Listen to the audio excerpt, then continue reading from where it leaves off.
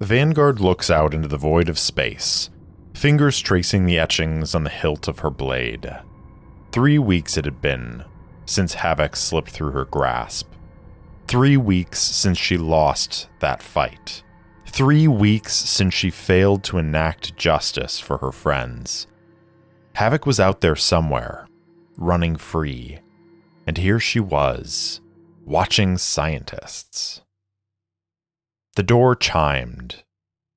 Vanguard ignored it, continuing her survey of the stars beyond Scirocco Station. Havoc might be near one of them right now.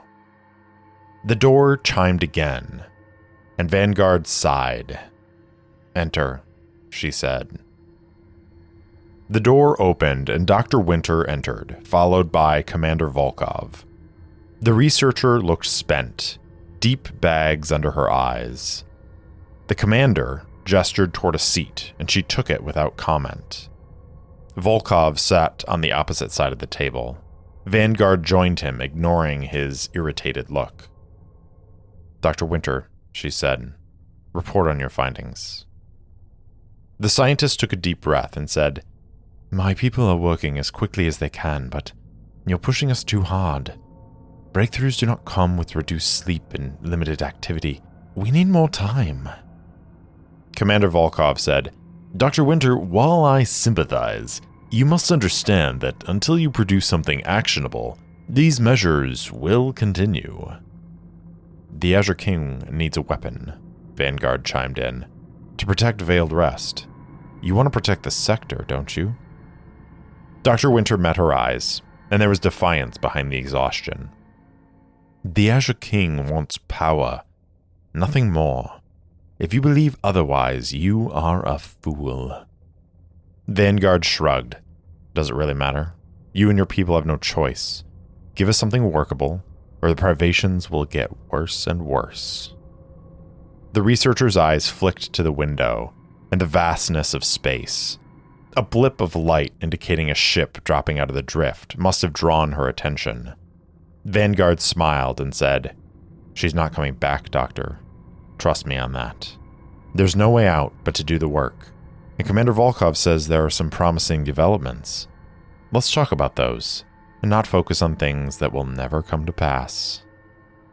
Dr. Winter sighed and said, "Yes, we have made some progress. We've discovered a process whereby a ship's energy can be drained and dissipated. We're struggling with deployment, but we'll figure it out." Commander Volkov nodded. "I'm sure you will, Doctor. Now, let's talk specifics. Exactly how is this energy drain accomplished?" Vanguard tuned out the specifics, her eyes drawn back to the starry expanse as another flash of a ship exiting the drift winked at her. Havoc was out there somewhere, and if she did come back, Vanguard would be ready. And this time, she wouldn't fail.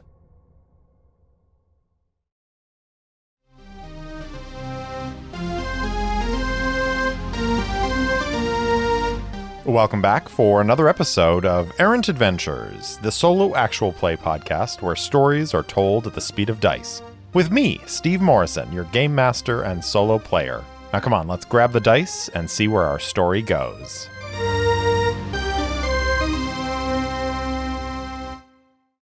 Previously on Season 3, Cry Havoc, we met the Mender, Alexis Wolfe.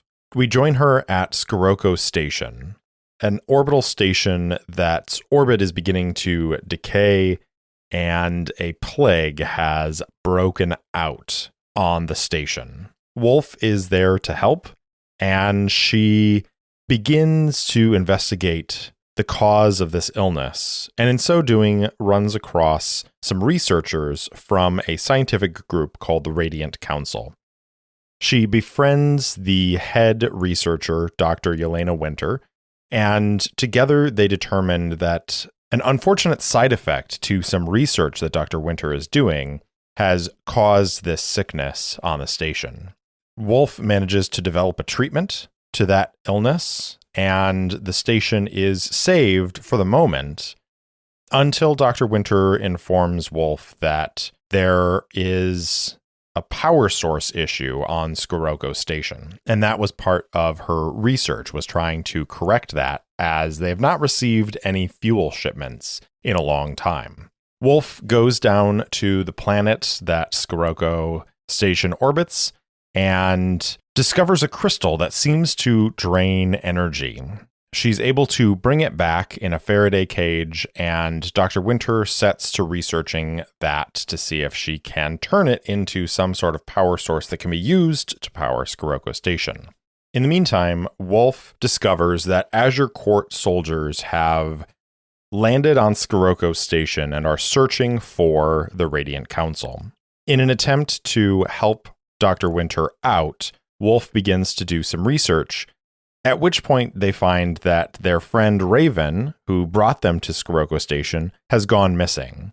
Wolfe is able to track Raven to a dormitory on the station. She arrives there to come face to face with Vanguard, who in Veiled Rest is going by the name Kiana Arden. Vanguard was part of the same Hunters Collective guild that Wolfe was a part of when she was known as Havoc. Vanguard tells Wolfe that their former team, Pursuant Force 1, is dead, and it's all Wolfe's fault. The two of them fight, and though the battle is close, Wolfe comes out as the victor. She and Raven escape, but the Azure Court are closing in. She's forced to go back to the Radiant Council labs, where she is ambushed by Commander Volkov and a group of Azure Court soldiers. She bests them as well, and Dr. Winter gives her some supplies, a way off the station, and a contact in the far-off settlement of Sepulchre. Wolfe and Raven flee the station. They meet up with the Dead Reckoning and Valkyrie, her AI friend, and together they travel to Magonia, where Sepulchre is located. They meet with Vagabond, who puts them in contact with Quickdraw of the Syndicate for the Infinite Ravens, a group of smugglers who are attempting to overthrow the current Azure Court king. Together, Wolfe, Quickdraw, and an Ascendancy researcher, Digger, investigate an Ascendancy vault that orbits Magonia. They discover another artificial intelligence inside the vault and manage to smuggle it out, escaping from an Azure Court fleet. Wolfe, having done a job for the Syndicate of the Infinite Ravens, has secured their aid in helping to retake Scirocco Station. We ended the first part of Season 3 with Wolfe sitting at the bar in Sepulchre when a recording of the Azure King appears, calling her out by name and demanding that his people bring her to him alive. It's dark where Wolfe is, hidden away in the belly of a ship. It's dark in this compartment in the heart of this Syndicate ship. And she is alone. Just her and an iron blade strapped to her side. Her breath is slow and steady. She forces herself to remain calm, to remain steadfast, to stay focused on the task ahead. The mission that she came here to do. To free Dr. Winter and her researchers. To free Scirocco Station from the control of the Azure Court. And so Wolfe waits. In the dark. Ready to strike. She feels that switch from shipboard gravity to station gravity. And her pulse picks up just a little bit. It starts to race and she breathes, slow and steady, bringing her heart rate back down. It's in the hands of Quickdraw and the Syndicate of Infinite Ravens. Her life, her future, the future of Scirocco Station.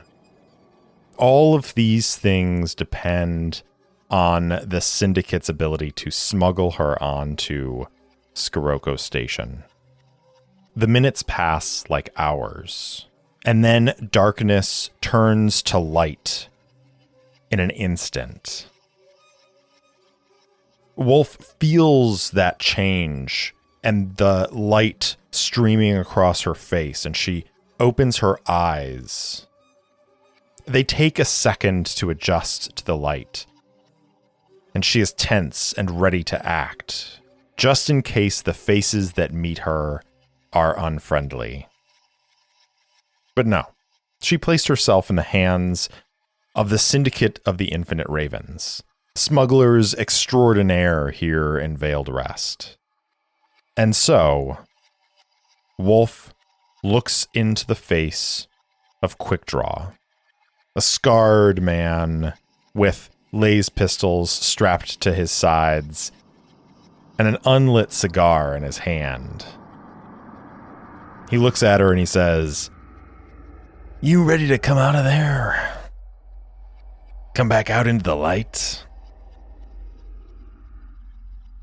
Wolfe blinks once and then sits up, looking around at the deck plate around her.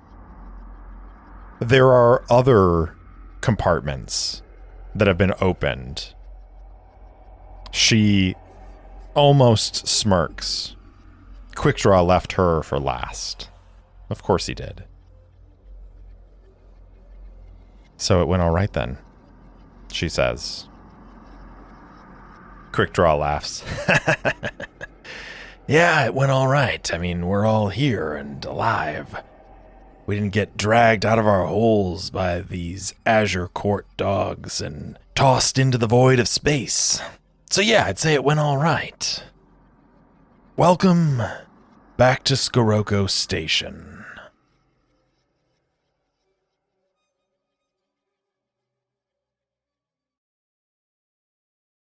We left Wolfe sitting at a bar on Sepulchre 3 weeks ago.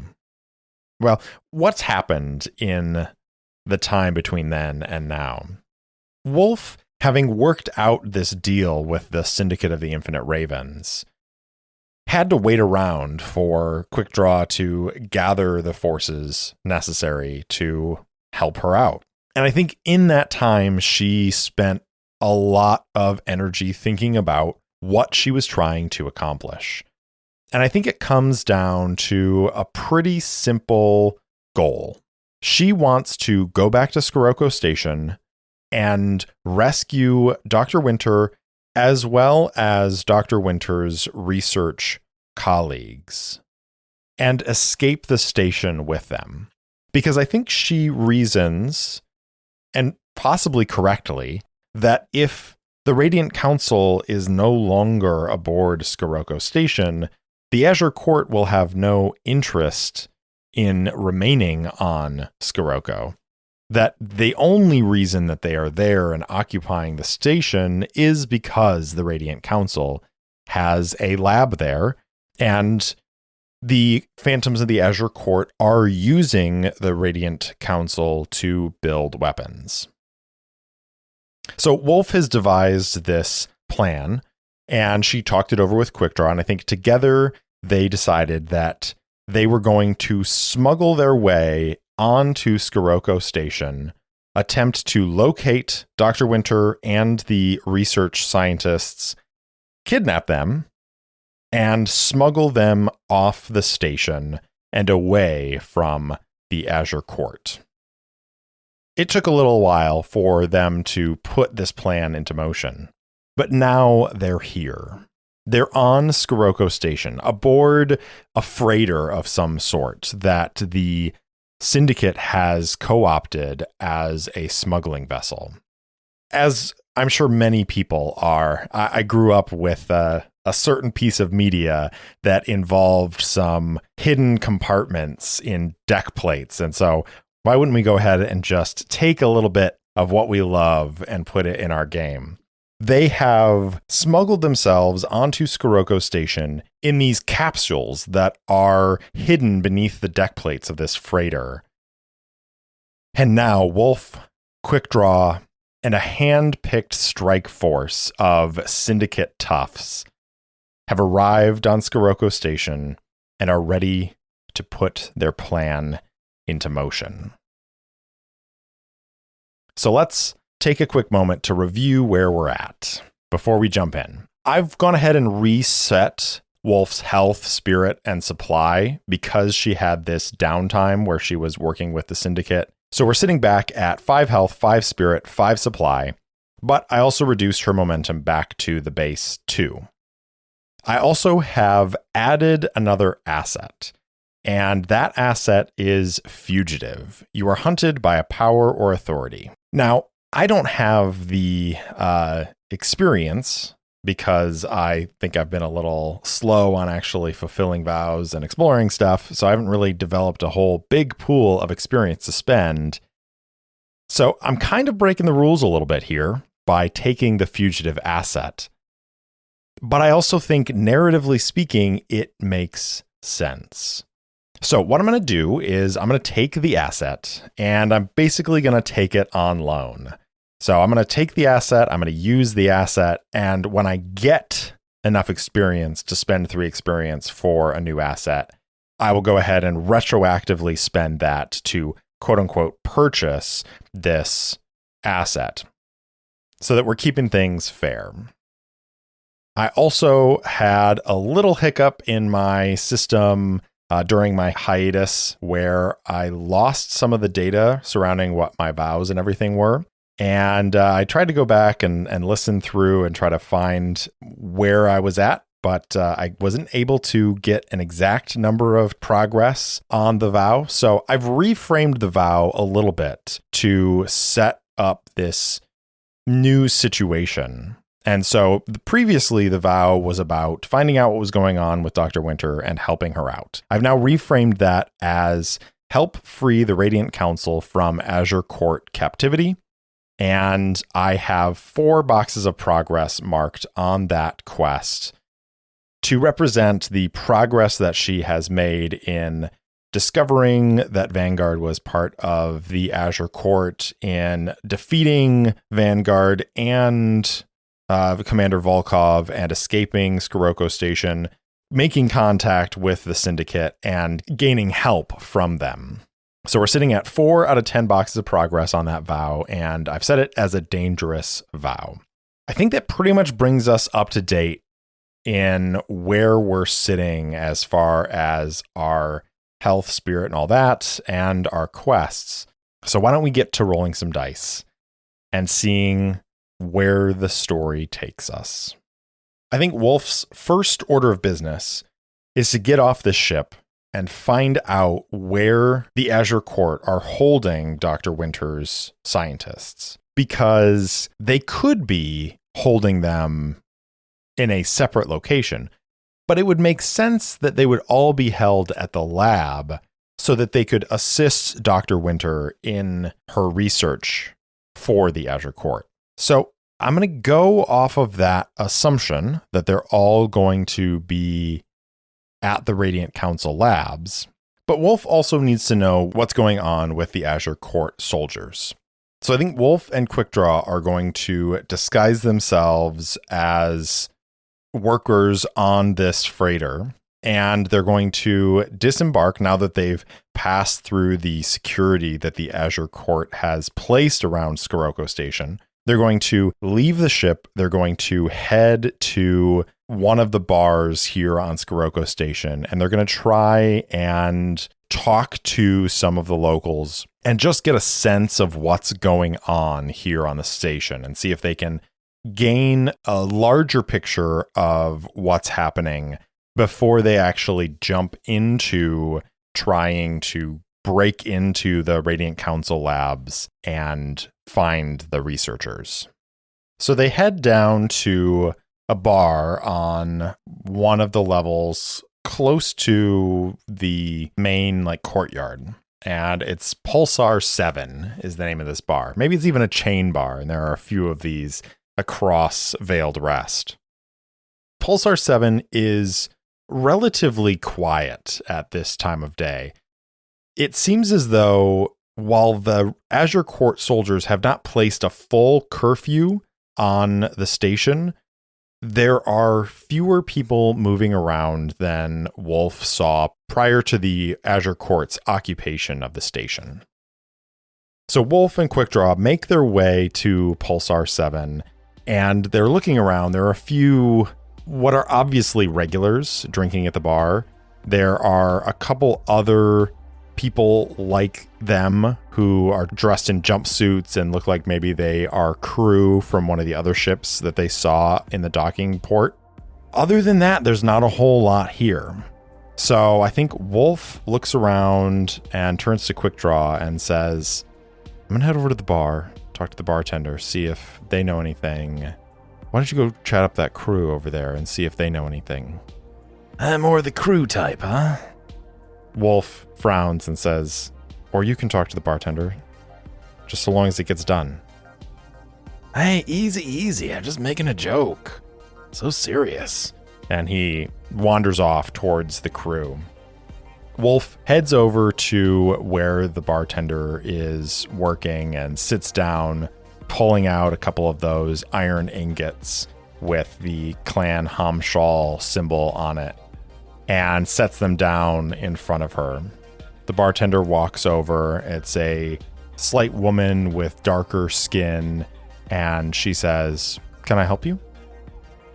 Wolfe smiles and says, "Yeah, I'll take a drink, and honestly, I'm just curious about what's going on here. It seems kind of quiet for this time of day. Is it always like this?"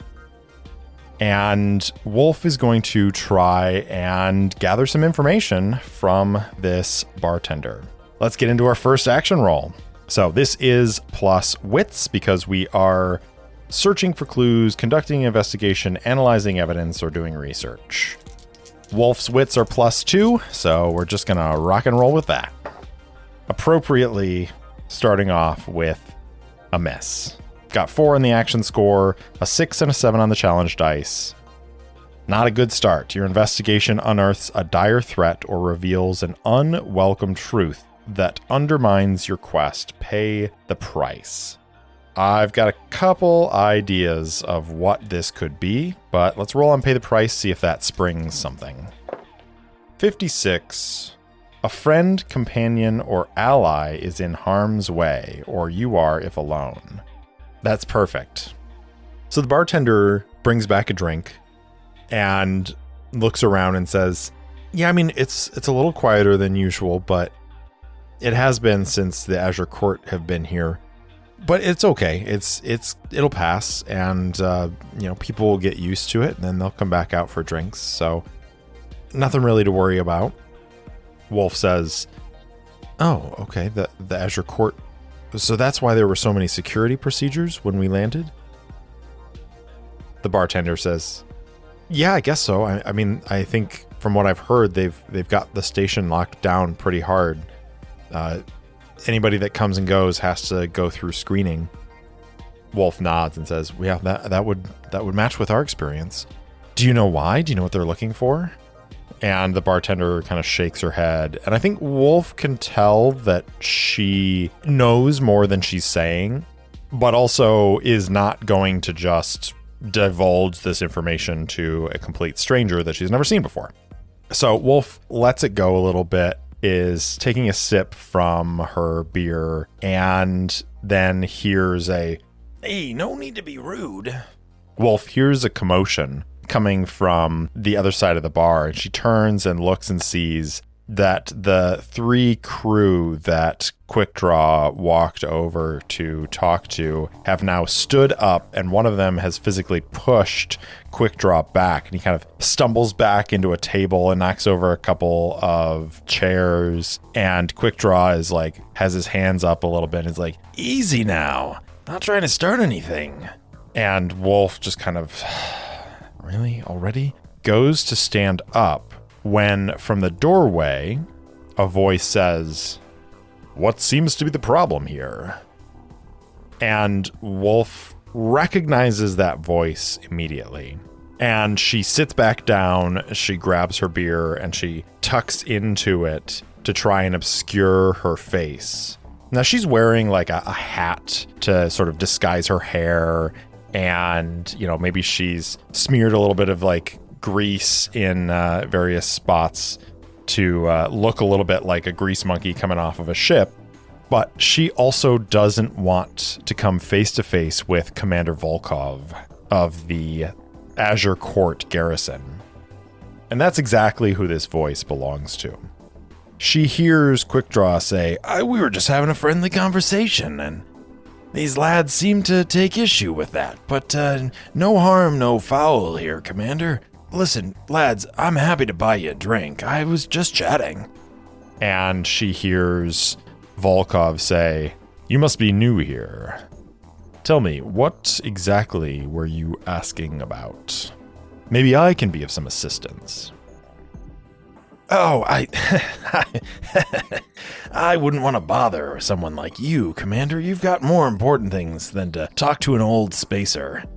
She can hear Volkov's skeptical snort as he says, "An old spacer, huh? Well, you seem to have the face of a fighter. Tell me, did you come by those scars honestly?" "Well, Commander, I could tell you the story, but I'd have to buy you a drink first, because it's a long story, but I'm happy to do so. Sorry, bartender, can I get a round for these lads over here, and for the good Commander?" Wolfe curses a little bit as she turns her head away, trying to make sure that she looks as inconspicuous as possible now that Quickdraw has drawn attention to the bar where she's sitting. And I think this sounds pretty much like a face danger to me, as she is trying to react to something risky. And it's going to involve some shadow as she's trying to be stealthy. Shadow's 1, so here we go. 2 for the action score, a 5 and a 1 on the challenge dice for a weak hit. So on a weak hit, you succeed, but not without a cost, make a suffer move. So I think Commander Volkov's eyes glance across the bar, and she is wearing indistinct clothes, and she does not have Deathmaker strapped to her side right at the moment. And so his eyes just sort of glaze right over her. But I think we're going to represent the cost as a loss of supply, and that's going to represent Quickdraw buying drinks basically for the whole bar as he's trying to placate everyone. The 3 that he was talking to get their drinks, and they seem like mostly satisfied and possibly like they don't want to start a fight in front of the Azure Court commander. And there are a couple of other Azure Court soldiers who are standing by the entrance to the bar. Quickdraw leads Volkov away from where Wolfe is sitting at the bar and basically spins some story about, he was asking about the drift routes that their crew took to get in here, and that maybe he touched a nerve and like maybe they hit a couple systems that they weren't actually supposed to, and he's just kind of like wildly speculating and going off. And I think Volkov listens for a little bit, does not touch the drink that the bartender brought over, and then finally says, all right. It seems like it was just a simple misunderstanding. Please," and at this he raises his voice and says, "Please, everyone, just don't get into any fights on the station. We want things to be as peaceful and calm as possible. Our presence here is a courtesy for the security of Scirocco Station. We wouldn't want anyone getting the wrong idea and acting up and having to spend a night in the brig. So please, everyone, just enjoy your drinks, be calm, be reasonable, and to you, friend, I suggest you not ask such prying questions in the future." "You're absolutely right, Commander. I apologize. I won't do it again, I promise." And Volkov is going to head out from the bar with those 2 Azure Court soldiers and leave it behind. Finally, Quickdraw makes his way over and sits next to Wolfe and says, "That's the commander, huh? Well, seems like a nice fellow." "Yeah, he's a real charmer." "Well, look, I don't think we're going to find anything out here unless you got a lead on anything." Wolfe shakes her head and says, "Bartender knows something, but I don't want to pry too much. I don't want to ask too many questions and create any concerns. So maybe there's a different way to go about this. Find a terminal somewhere. Maybe we can hack into their system. See if we can overhear what's going on in the Radiant Council. There's an Ascendancy Vault research company. Their offices are right next to the Radiant Council. It's where I spent some time last time I was here before I left. Maybe we go there, see if we can't sneak our way in just like I did last time." "Maybe, or maybe we should go back to the ship and regroup a little bit and lay low. Maybe some of my people have some ideas. Either way, finish your drink. We certainly bought enough of them today." So they return to the Syndicate ship because I think the time of day it is shortly after the end of the afternoon, early evening shift. And so Wolfe and Quickdraw are concerned that if they try to go to this Ascendancy Vault research company's offices, that there will still be people there, or there will still be people walking through the halls, and it will be harder for them to get in and gain the information that they're looking for. So their plan is to return back to the Syndicate ship in the docking port. So they have to take a different tact here. So I suppose there are a couple of options. They could have a hacker or somebody like that in their strike group who might be able to hack into the Azure Court system. And I think that's the tack that I have to go with because I've been thinking about it, and Valkyrie and the Dead Reckoning are not with them. They had to leave the Valkyrie and the Dead Reckoning behind. And I think Raven is on the Dead Reckoning still. I think they're close. I think they're in system, but they did not approach Scirocco. They're a fallback. They're the cavalry if things go awry and Wolfe needs a pickup from a different ship. So Wolfe doesn't necessarily have access to Valkyrie as an AI to do some of this hacking and discovering of information. So I'm going to ask the Oracle.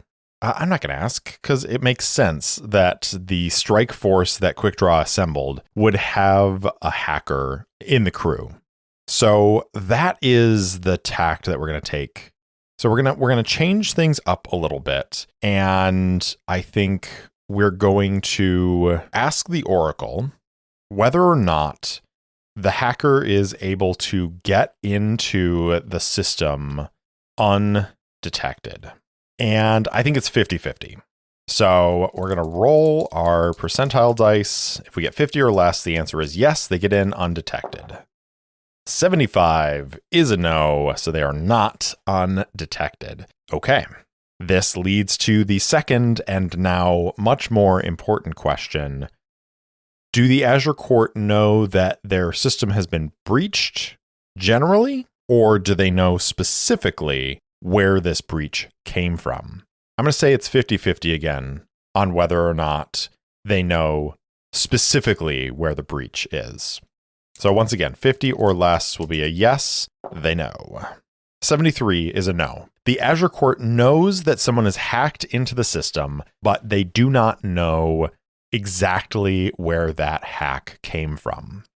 So what this means, I think, is that I'm going to start a clock, a 4-part clock for this discovery. I'm not going to mark any ticks yet, but as Quickdraw and Wolfe and the others try to get closer to rescuing the Radiant Council, I'm going to mark ticks off of that clock.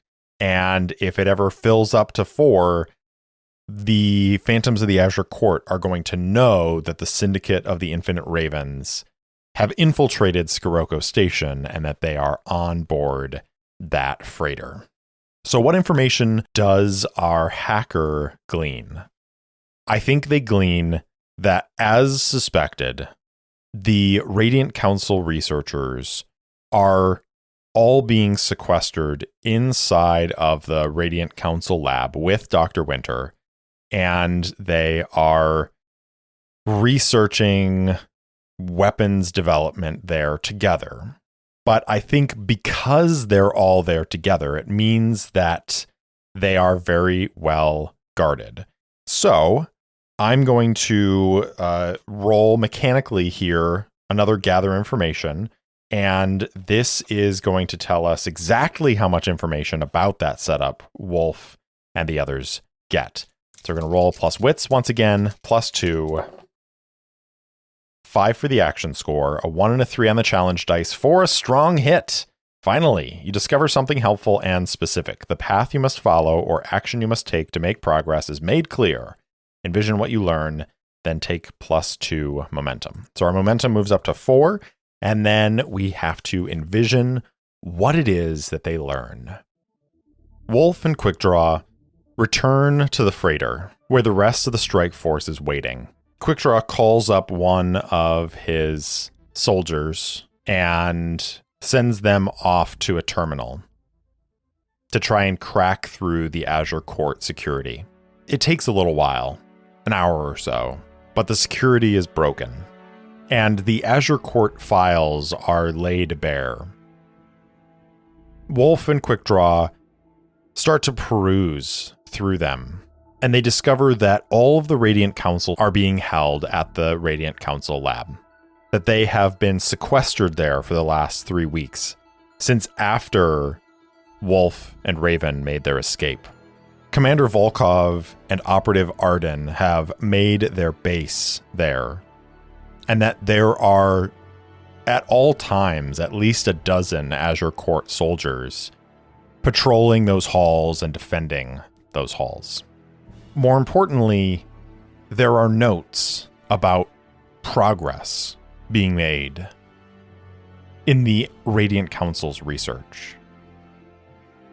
It seems from these Azure Court files that they may be drawing close to a breakthrough. Any breakthrough would be devastating if it advanced the power of the current Azure King. And so Wolfe and Quickdraw agree that the time to move is now, tonight. That they need to break into the Radiant Council lab, rescue the Radiant Council scientists, and get off of Scirocco Station. Tonight. Wolfe suggests that they go in through the Ascendant Research Company like she and Raven did before. But Quickdraw shakes his head and says, "No, I don't think that's going to work this time." And he points to a file. It's a reference to added security measures being placed inside the maintenance shafts around the Radiant Council lab. Wolfe looks visibly deflated and says, "Well, I suppose it was too good to be true to take that trick a second time. Do you have any suggestions?" And Quickdraw, looking at the schematics, looking at the station structure, smiles and says, "Oh yeah, I've got some suggestions."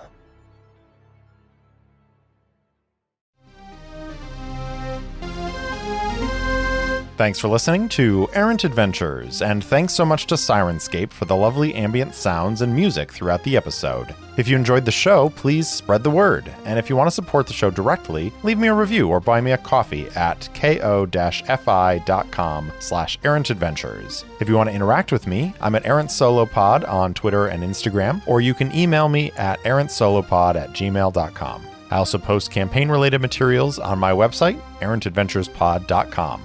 Thanks again for listening, and I'll see you next time.